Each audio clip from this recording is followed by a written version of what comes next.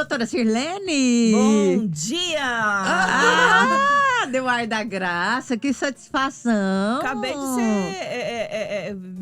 me questionaram isso, por que eu tava tão sumida aqui. Não, eu acho que tem uns 2 meses que você não aparece por aqui, não é? Não tem tudo isso. Não exagera, né, Bia? Você ficou no sul, para! Eu fiquei no sul 10 dias. Aliás, é porque assim, a gente agenda com a pessoa e ela não agenda. Aí já agenda outras pessoas no seu lugar. Por isso do meu sumiço, a culpa não é minha. Não joga toda. Não fui eu! Não foi quem agenda a Sirlene não sou eu. Não foi, exatamente, não foi você, foi outra pessoa. Eu não sei quem seria. Que não está presente. Mas enfim, você foi pro sul por uma justa causa, né? Fui Porque você teve a honra de ter agora, recentemente, né? Uma pessoinha na sua vida maravilhosa. Um novo membro da minha família. O meu pititico, que agora eu sou uma avó babona. Que gracinha. É uma avó muito jovem. Porque agora o meu bebezinho fez um bebezinho. Eu sempre falava, né? Meu bebezinho, meu filho mais velho, sempre chamava ele de bebezinho. Sempre brincava, até mandava recado pra ele que agora ele tem um bebezinho. Gente, é bom, né? Diz que a melhor coisa do mundo é o neto, né? Gente, é bom demais. Você não tem responsabilidade, né, amiga? Só vai lá, beija, abraça e tchau, né? Mas não a gente sei se é assim. também. Claro. A gente preocupa com eles. Porque eu tava conversando com uma amiga minha ontem. Eu falo, gente, mãe vai direitinho pro céu. Ela falou, Sirlene, não vai nem bater na porta. Eu falei, ainda tem que ter banheira com água quente esperando a gente lá. Porque não é possível. A gente relaxar. A gente preocupa com os filhos da gente, com os filhos dos outros, com a mãe dos outros que sofreu porque perdeu um filho. Eu falei, não, gente, pelo amor de Deus, precisa disso tudo. É tenso. Mãe sofre demais, né? Doutora Sirlene, nós vamos falar sobre o que hoje? Então, hoje a gente vai falar um pouquinho sobre desigualdade salarial entre homens e mulheres. E tá bem em evidência esse tema aí. Não é um tema novo, não é uma coisa nova. Mas colocar em pauta, colocar em evidência novamente. Vamos ver se isso sai realmente do papel, de onde tá escrito lá que não que não pode existir desigualdade salarial entre homens e mulheres, e na prática isso aconteça. Porque no papel faz muito tempo que tá lá, né? No papel ela existe faz muito Essa semana tempo. passada, eu não sei, sim, quem lê jornal aí, você abre jornal todos os dias aí, o tema, né, é uma das manchetes em evidência que tem essa desigualdade salarial aí, né? É como se eles estão trazendo isso como se fosse, agora vai começar. Não, gente, isso já existe. Já existe há muito tempo. Já existe na CLT, é um dispositivo da CLT muito antigo. Só que o que acontece? A gente não tem mecanismos para coibir isso. A CLT prevê que não pode existir essa desigualdade de gênero. No entanto, não existe dispositivos que façam com que isso seja cumprido na prática. E também a fiscalização na prática não acontece com tanta veemência. Os requisitos para eu chegar a verificar se de fato isso acontece é mais difícil. Então, eu preciso ter elementos plausíveis para que eu consiga verificar se de fato há essa desigualdade E eu salarial. acredito que até a própria mulher não se sinta bem, muitas vezes, de expor isso também, né? Por pressão de chefe. Muitas vezes a mulher ela é muito pressionada no ambiente de trabalho. Nós que somos mulheres, nós sabemos muito bem disso. As mulheres acabam sendo muito mais cobradas do que os homens em determinadas situações. Elas têm que provar, muitas vezes, o maior conhecimento, a maior disposição, coisa que às vezes, que a maioria das vezes a gente vê que não se cobra dos homens. A questão da mulher, da maternidade, da mulher ter a responsabilidade com filhos, de às vezes ela ter que sair para levar um filho na escola, ou para ir levar um filho ao médico, que geralmente recai sobre a mulher, que vamos colocar uma situação de que, de fato tem o pai, o homem também faz isso. Mas se você vê na prática, 99% isso é tarefa da mulher. Só mulher. A mulher que sai. Verdade. O homem, ele não pode sair do trabalho dele porque ele tá trabalhando. Ele não pode sair pra ir levar um filho ao médico. A mulher tem que sair pra levar um filho ao médico. Você sabe que é uma coisa que eu até tava falando com a Silvia aqui, ela falando pra mim, falando, nossa, semana passada o Pedro, né, teve febre, tava com dor de ouvido e tal, eu acordei a noite inteira, né? A mãe que acorda a noite inteira. Não é verdade? Mas é porque a gente escuta, né? A gente, qualquer barulhinho, aí a voz do filho, a gente escuta de longe. Agora parece que o pai, ele tem realmente um bloqueio. Um filtro. No outro dia, você tá trabalhando normal. Aconteceu comigo essa noite. Não eu é? acabei de falar pra ela. Eu passei a noite inteira com meu menino tossindo, com febre. Tive que acordar. Eu e a Sirlene hoje estamos companheira de passar uma cansaço. maquiagenzinha e vir vida trabalhar, normal, né? E vida que segue. E aí, a questão é… trabalho intelectual, você depende disso aqui. Você tem que estar descansado, você tem que estar bem. E nem sempre a gente tá nesse… Não rende o serviço, às né, vezes a gente Sirlene, não consegue doutora? render.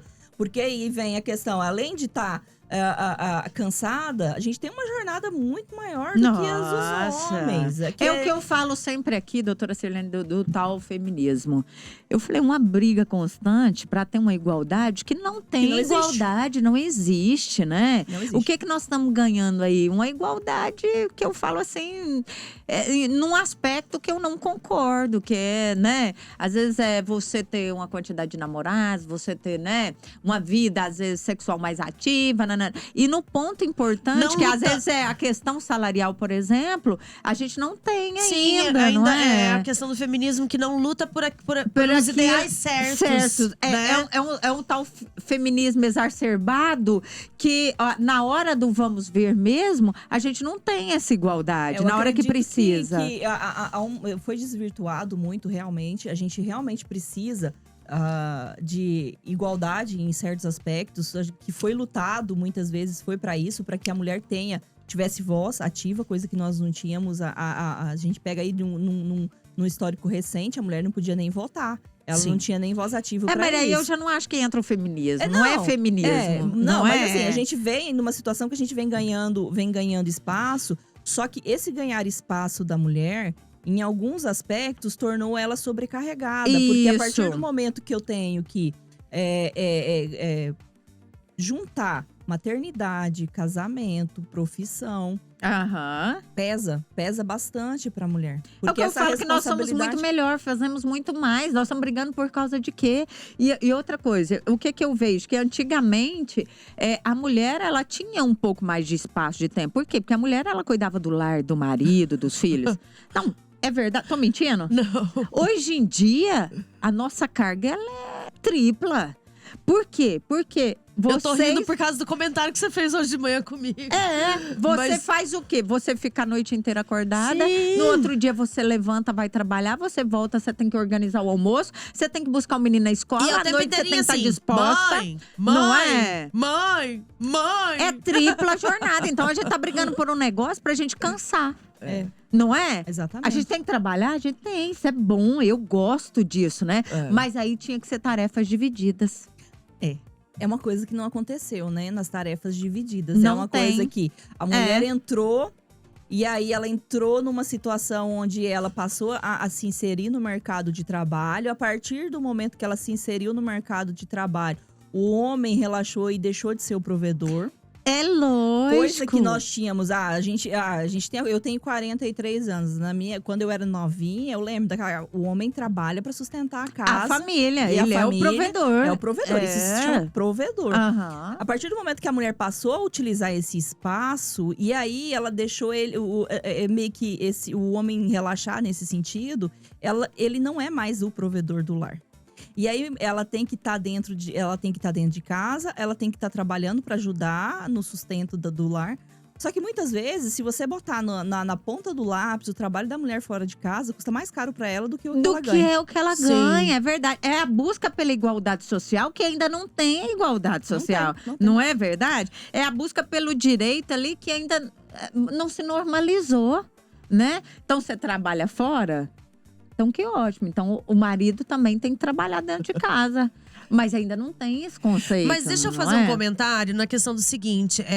Por exemplo, o Ricardo. O ano passado, teve uma situação que eu estava doente no dia.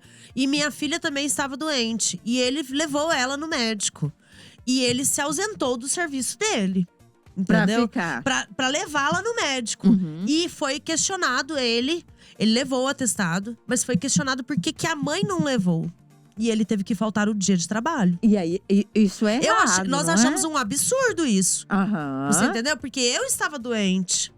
Então, assim, ainda mesmo que tem não estivesse, mesmo que não estivesse doente. Eu não poderia sair aquele dia do trabalho e ele poderia, né? É por isso que eu levando um atestado médico. Da responsabilidade que o empregador, ele vê o homem como ausente dessa responsabilidade paterna de sair, de se ausentar, de ter que ficar com o filho, de ter que… o filho hoje tá doente, quem vai sair do trabalho pra ficar com ele em casa? Essa divisão de tarefas do lar, né? Não é só as tarefas do lar. Ela tem que… as tarefas por exemplo, o empregador, ele enxerga o empregado do sexo masculino como aquela pessoa que não vai faltar para cuidar do filho.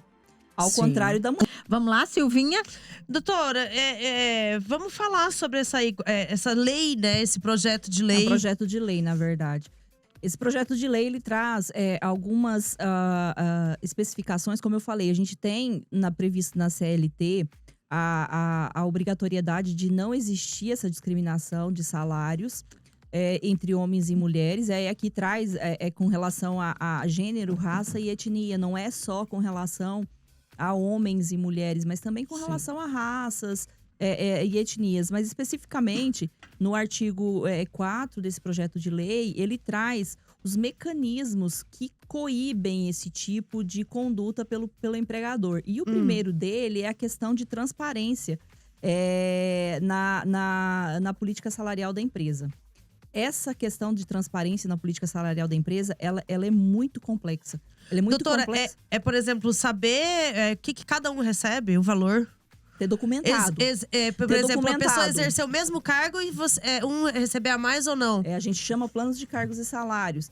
Que eu tenho especificado quais são os meus cargos dentro da empresa, o que é que cada um desses cargos vão fazer dentro da empresa. E cada pessoa que se enquadra dentro desse cargo especificado, ele vai ter que ter um valor remuneratório. Sim. Independente de sexo, de idade, de cor, de qualquer coisa. E eu vou te falar que a maioria esmagadora das empresas não tem isso.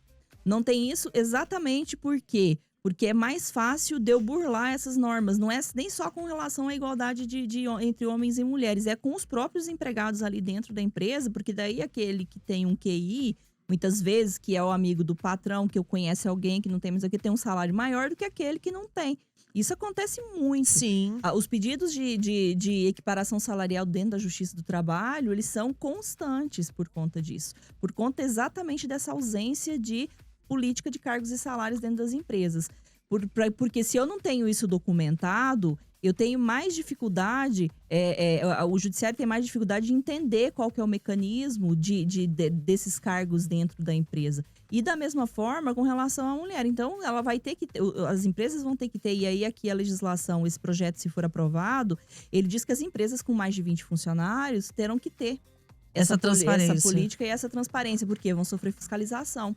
Doutora, em casos de cargos comissionados, também acontece muito, né, dessa disparidade, assim, né? Cargo comissionado, geralmente, é questão de órgão público, né? Então, eles não se encaixam aqui nessa… Não, aqui é só questão de seletista, né? Quem é regido pela CLT. Sim. Nada impede que os órgãos públicos possam fazer também legislações específicas para que eles tratem dos funcionários relacionados aos órgãos públicos. Eu vi que o principal ponto é instituir igualdade salarial e remuneratória entre homens e mulheres para a realização de trabalho igual, né? De igual valor ou no exercício da mesma função obrigatória. O que significa isso dentro do direito, doutora Sirlene? Então, é aquelas pessoas que são contratadas para fazer exatamente a mesma função. Eu tô aqui apresentando a rádio, o programa da rádio. A Silvia também tá. Então, quer dizer que nós duas temos que ter o mesmo salário. Sim. O Emanuel tá aqui apresentando. Então, nós três temos que ter o mesmo salário. O mesmo salário. A não ser que haja uma política da empresa e te traga situações de por que o fulano ganha mais do que você, sendo que você faz a mesma atividade. Se comprovar que ele tem uma função a mais além da que você faz de apresentar. Aí ele apresenta… Trabalha com edição, trabalha com outras coisas, então por isso ele faz jus a um valor maior do que você. Agora, se todos, indiscriminadamente, todos os três fazem só isso, só apresentam as mesmas coisas, é o mesmo salário. Então, assim, eu como proprietário de empresa, eu tenho que observar o quê? Se o Emanuel que está aqui e a Silvia Helena fazem a mesma função, mesmo salário. Se o Emanuel faz mais um pouquinho, eu deixar documentado, ele pode ganhar mais. Exatamente. Mas tudo tem que estar documentado. Tudo tem que estar documentado. O empregado, ele tem que ter… ele tem que conhecer quais são as regras da empresa. Além da questão de saber qual é a atividade, qual é a função, qual é o cargo… se eu tiver um plano de cargos e salários dentro de uma empresa, por exemplo, eu vou saber qual que vai ser os requisitos que eu vou ter que preencher para eu galgar um cargo maior do que aquele que eu já estou. Quando eu não tenho isso dentro da empresa, o empregado não sabe. Ele vai trabalhar, E fica a critério do empregador entender se ele quer ou não colocar ele para um cargo que ele tenha maior remuneração, maior, muitas vezes mais responsabilidade. Se ele tiver requisitos, preenchidos os requisitos, o empregador tem que organizar uma forma de colocar aquele empregado para trabalhar. Doutora Sirlene, a senhora falou que tem a quantidade mínima, né, de funcionários que tem que ter na empresa, né? 20. Pelo projeto de lei, as fiscalizações e essa política de transparência vão ser cobradas de empresas que têm mais de 20. Mais de 20. Mais de 20 empregados, de 20 para mais empregados. Assim como é hoje com relação à jornada de trabalho, que se cobra registro de ponto de quem tem mais de 20 empregados. A gente sabe que a gente tem uma gama enorme de empresas que têm menos de 20 empregados. As pequenas empresas, as microempresas, muitas vezes têm menos de 20 empregados. Então, eles vão sofrer menos a fiscalização. Esse aqui está voltado mais para fiscalização em empresas de grande porte, que tem maior quantidade de empregados. Mas falando em off, você acredita que o governo consegue fazer essa fiscalização? Precisa de gente para fazer isso, né? Precisa de gente, porque aí essa fiscalização tem que ser feita através dos órgãos públicos. Eles vão exigir, pelo que eles mencionam aqui na legislação, nesse projeto de lei, caso ele seja aprovado. Lembrando, gente, eu tô falando de um projeto de lei. Projeto de lei pode ser aprovado ou não. Pode ser aprovado na íntegra ou pode ser tirado parte dele. Então, a gente tá falando de uma situação hipotética. O que é que esse projeto hoje está trazendo para nós? O projeto está trazendo isso. Pode ser que ele seja aprovado. Pode ser que não. Então, isso ainda é uma está coisa… Está em tramitação ainda. Não é uma coisa definitiva. Não é uma coisa definitiva, porque ele ainda depende da tramitação dele para até o final ele se transformar em lei. O que ele traz aqui é que vai ter políticas claras e mais fiscalização com relação a isso. Coisas que a CLT não traz. Porque a CLT, ela traz que nós temos igualdade… Há necessidade de ter igualdade salarial entre homens e mulheres, mas ele não traz nenhum mecanismo de punição, de punição não, de fiscalização. A gente não tem esses mecanismos mais contundentes aí de fiscalização. E é claro que a gente sabe, quem trabalha na prática com o direito do trabalho, o alvo da maioria dessas fiscalizações são as grandes empresas. Sim. Até porque é ali que acontece, porque no meio da multidão, geralmente acaba sendo mais… É fácil acontecer essas mudanças aí salariais sem que se observe. Porque acaba que empresa pequena, querendo ou não, os funcionários eles têm contato uns com os outros. E ficam sabendo do salário, fica futricando. Então, assim, acaba que fica sabendo e muitas vezes ele vai cobrar do patrão porque ele quer que tenha o mesmo salário. Ou às vezes até a pessoa vai se desligar da empresa porque ele não quer continuar nessa situação. Sim. E nas empresas maiores, os funcionários eles não têm contato entre si. Você pega uma empresa que tem 10 mil, 20 mil empregados, eles não têm contato entre si. Então, é mais difícil de saber se há, do empregado especificamente, saber se há ou não essa desigualdade. E outra coisa que a legislação traz são canais de transparência, canais de denúncia. Que a gente hoje vê muito aí nas questões de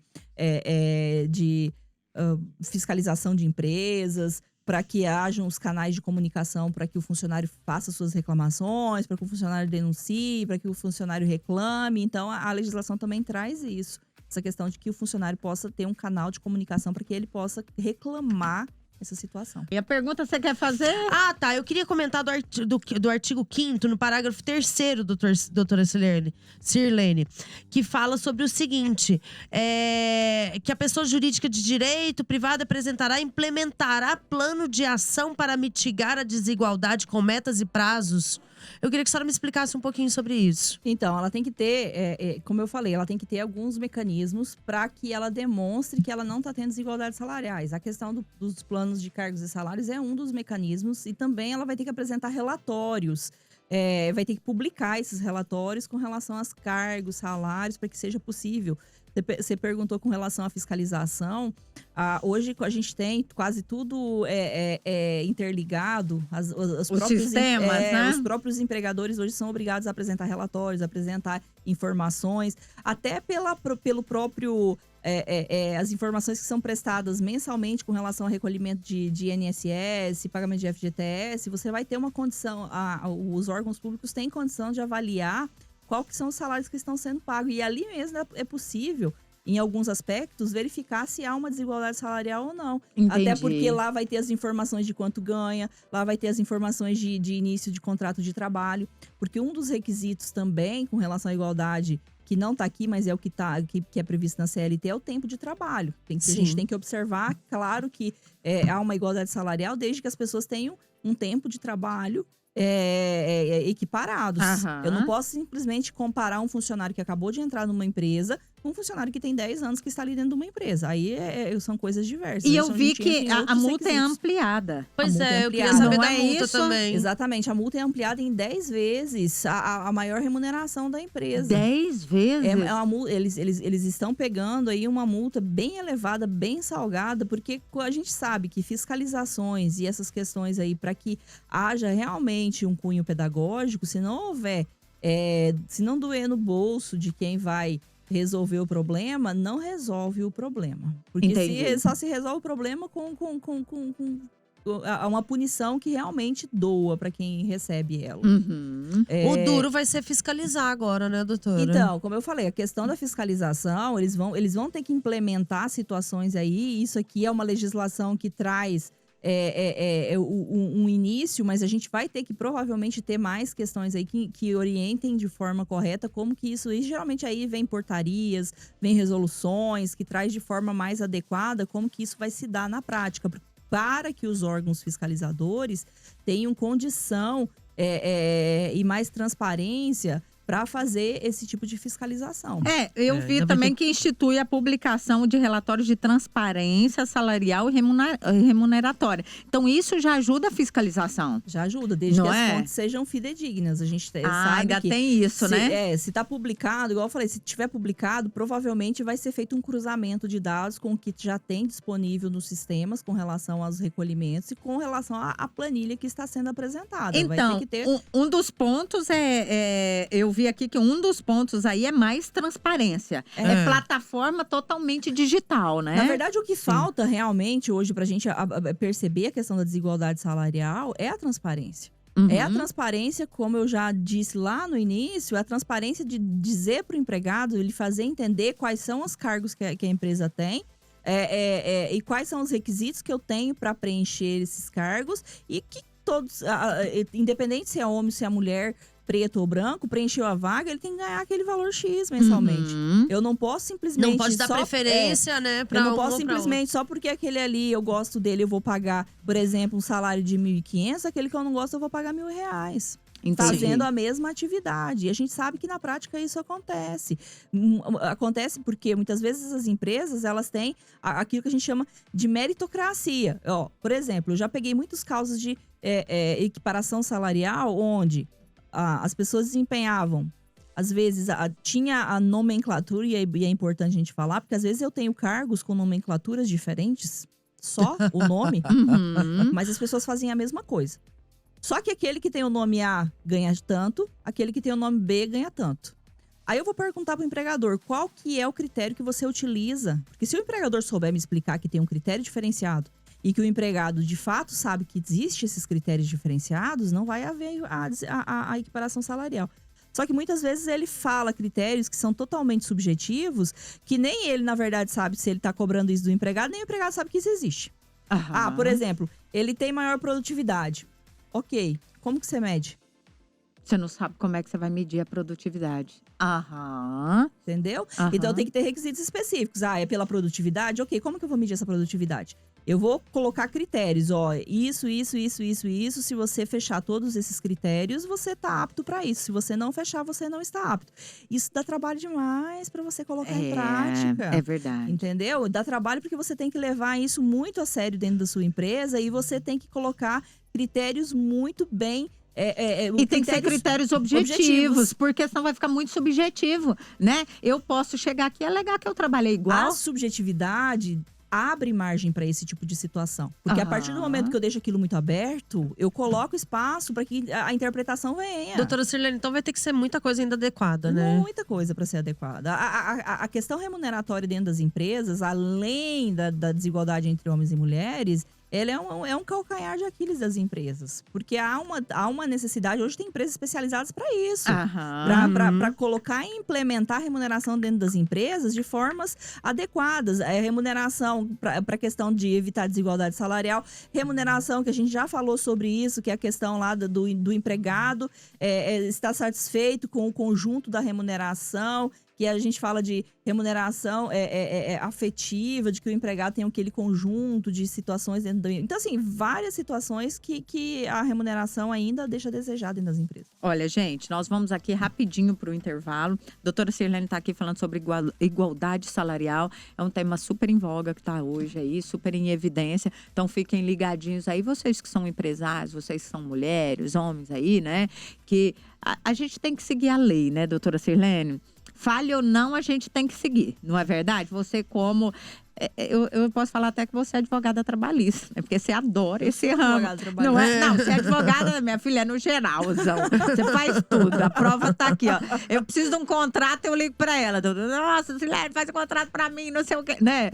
Tudo eu recorro a ela. Mas enfim, né? A sua parte mesmo é a área trabalhista. Então, assim, realmente a danada entende demais. E tá aí falando um pouco pra vocês dessa PL, que pode vir e pode não vir, né, doutora Sirlene? É isso mesmo, né?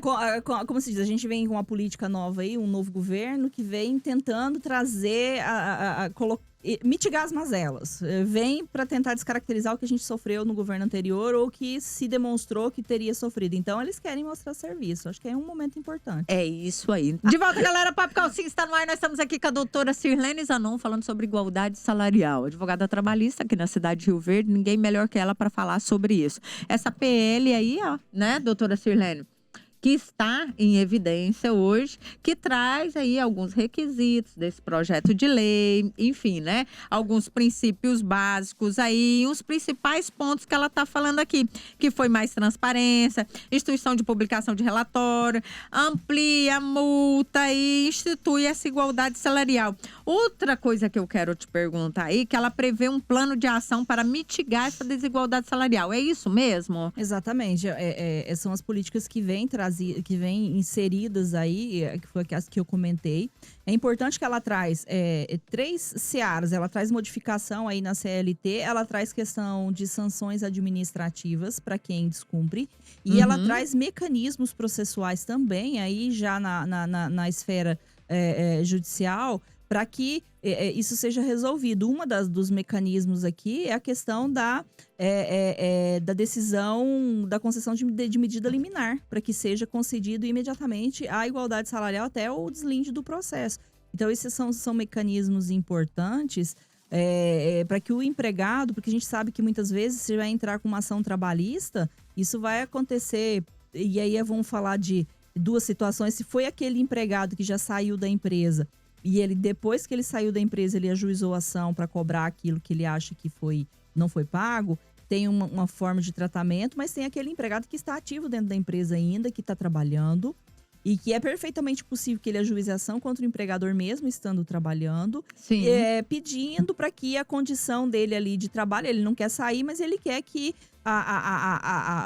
aquele salário dele seja equiparado àquele que está trabalhando da mesma forma que ele. Então, ele pode fazer isso. Por isso, da situação aí de concessão de medida liminar. Doutora Sirlene, no âmbito penal não tem nada, né? De multa, de pena, não?